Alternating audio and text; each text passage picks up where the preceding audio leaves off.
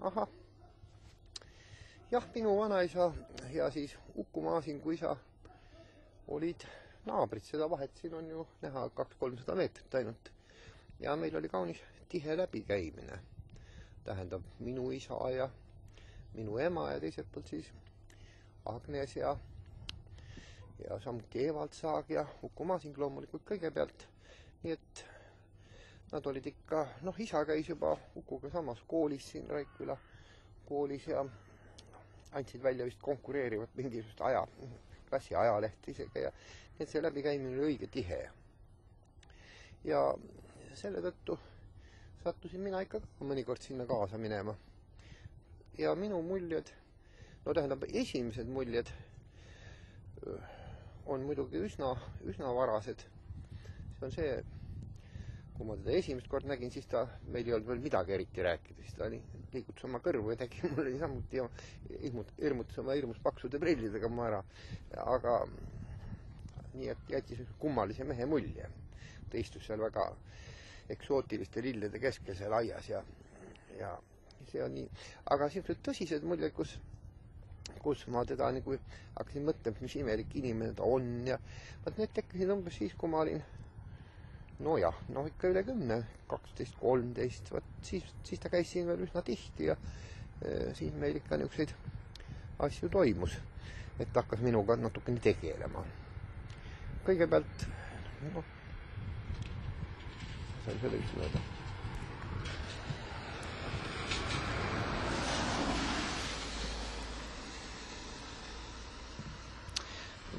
Kõige esmalt jah, ma ütleksin, et need tõuked või mille üle ta mõtlema pani, need ei alanud sugugi otse kirjandusest peale, vaid ikkagi filosoofiast ja niisugusest astronoomiast, astroloogiaga minu teada otseselt ei tegelenud, mind hakkas vahepeal hiljem natuke huvitama. Aga siis ta hakkas mulle rääkima niisuguseid asju, mis ajasid mu pea päris segamini. Sest et minu jaoks oli ruum ikka niisugune lõplik mõiste, või mitte lõplik, vaid ikka lõputu universum ja nii nagu me sellel käsitlesime, aga siis ta mäletan, kui ta pani minu mõtlema ruumi kõveruse üle, mis on mitte just eakohane mõtlemise teema ühele poisile ja mainis ka neid kahte erinevat Riemanni ja Lobachevski geomeetriat, mis mul ainult nimed jäid meelde, aga siis tõi näite, mille poolest nad erinevad, ütles, et kolmnurga sisenurkade summa, mis on, küsis mu käest, ma teadsin, et see on 180 loomulikult, aga ta ütles, et aga kui sa selle joonistad palli peale näiteks, et mis siis on. Ja siis ma hakkasin mõtlema, et kui ma väljapoole joonistan, et siis vist on natuke üle 180 ja sisegi üle natuke alla ja siis sealt kuidagi see jutt hakkas argnema ja siis ta rääkis, et ruumi kohta oli niisugune ere näide minu jaoks oli see, kui tal laua peal oli üks niisugune läbipaistev teeklaas ja seal oli kas tee või mingi muu maht sees ja üks lusikas ja see lusikas siis nagu veepiiril niimoodi nagu läheb pooleks, mida igaüks teab.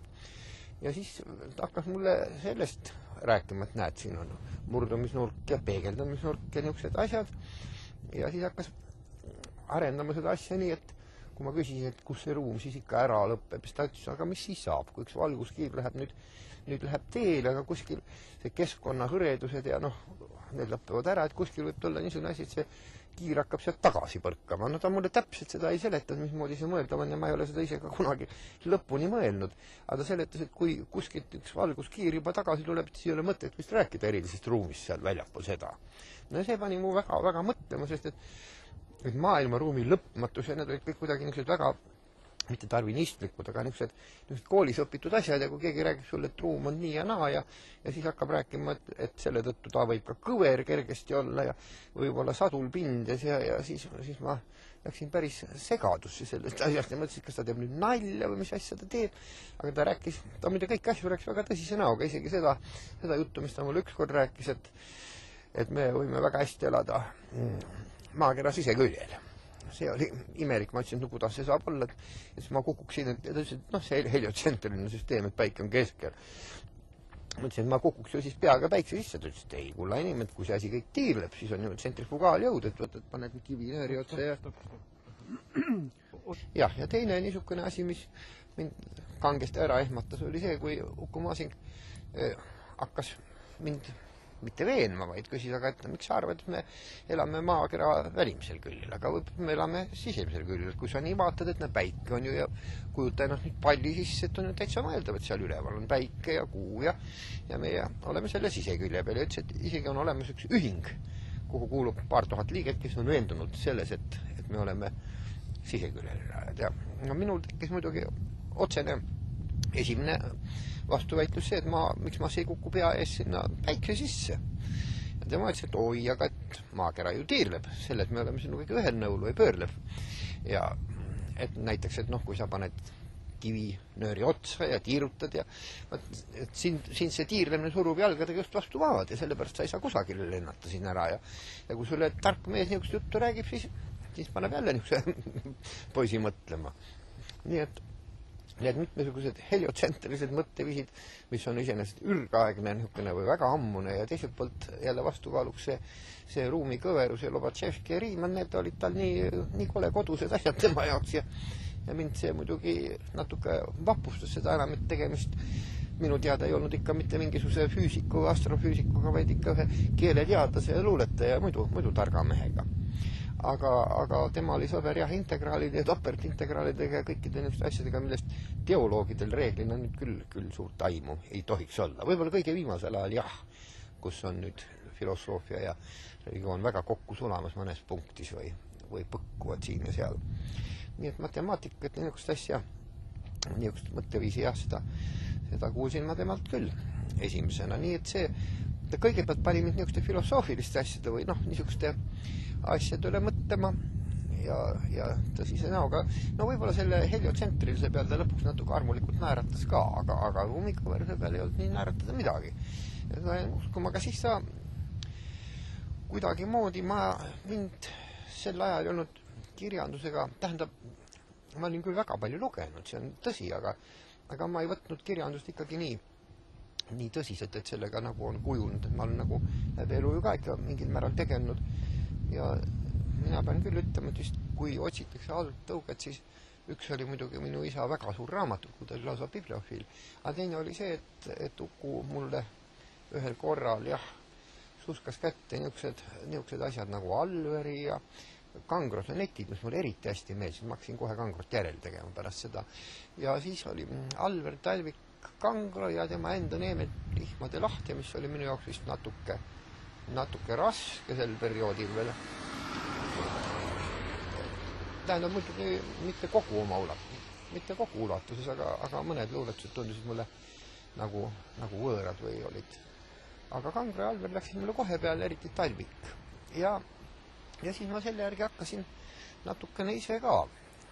luuletama, kuigi ma ikka pidasin tennisemängu ja korvpalli ja niisuguseid asju, nagu üks poiss ikka tähtsamaks peab. Ma tennist mängisin päris hästi siis. Aga siis hakkas kirjandus tulema ja õnneks et mind niisuguste meeste juurde juhatati tõeliselt, ma olin Verhaaren, et olin ise avastanud natukene ennem seda. Siis ma ei luuletanud kunagi niisuguseid luuletusi, mis on väga tüüpiliselt niisugusele puberteedi ealsele, et armastusluulet seal mõnele tüdrukule või väga niisuguses paksudes toonis, vaid kohe hakkas mulle meeldima niisugune natuke vaoshoitud, niisugune harbujate mõtlemise laadi.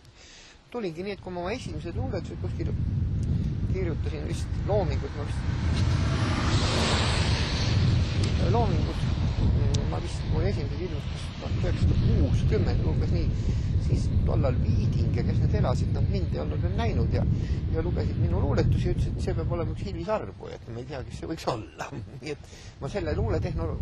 tehnilise käsitöömeisterlikkuse õppisin ma vist küllalt ruttu ära, et võidi kohe hakata arvu pidama, nii nagu mõne on Pallase koolkond ja luuletatud arvujate, nii et ma hakkasin kohe arvuma selles stiilis ja arvusin edasi tükk aega. Ja see oli muidugi, need Maasingu toodud asjad olid nii hirmsas suures vastuolus, et Felix Kotta ja niisuguste ja proletaarsete luuletajate Pöögelmannide ja niisuguste härradega, keda meil oli kooliõpikus väga palju sees ja mille tõttu luulemaine oli mu silmis kaunis vilets. Mulle tundus, et mõistlik inimene asjaga ei tegele, aga see sai küllalt otsustavaks jah, kuigi mitte nii lõppotsustavaks, samal ajal hakkasin ka muusikat õppima ja ei tea, mina õieti kummad tõsisemast võtta, aga need huvid tekkisid sealt. Nii et armastusluulet mina kirjutanud ei ole, kuigi minu esimesed armastused iseenesest oli ka ju, kuna ma kõik suved olin siin, siis minu esimesed armastused oli vist üks Helmi-nimeline tüdruk, kes oli seal, oli just Heino Talus. Tema oli minust õnnetult vanem 8 aastat, tema oli, kui me niimoodi, kui ma armusin, siis tema oli kuskil 12 ja mina olin 5 või 6 või oli see, ütleme 6 ja 14 või mingi niuke, nii et erilist lootust meil ei olnud sellele, aga minul küll ja minu ema mulle rääkis ka veel, et kuna siin see põld, mis Heino vahel kunagi oli ja mille asemel lihtsalt kohalikud nimetatud Karpaatideks, liivahauk niisugune, kui see ära viidi, siis minu ema üritas sinna õunaseemneid panna, et siia tuleks üks õunaala ja siis ta ütles, et te käite Helmiga seal niimoodi käes kinni ja nii nagu selle väiksele poisile või ilusasti rääkida, siis ma unistasin ja siis see vaene Helmi suri siis juba 15-selt nii õnnetult difteeriasse, et kohe kurb lugu, siis ma nutsin väga palju. Ja pärast tuli sinna Salme, Salme oli nagu minuealisem, ma isegi ei tea, kas ta oli minust aasta või 2 vanem või vastu, ikka ta vist siiski oli natuke vanem. Ja teda ma mäletan, aga temaga olid meil enam mitte niisugused romantilised ega platoonilised armusuhted, vaid temaga meil oli lihtsalt nagu naabritüdruk. Ma läksin sinna ja mängisin taga, tal olid kassid koerad seal ja ta pidi küll üsna palju tööd tegema, ta oli väga virk ja tegi seal laudas palju, õiendas oma hea kohta, nii et ma vahest vaadati mind natuke, et ma nagu segan teist isegi seal majapidamise juures, aga ega mulle pahasti ka selle peale keegi ei öelnud ja siis me ikka olime head sõbrad, aga niisugust romantilist armastust jah, ei tulnud enam selles mõttes.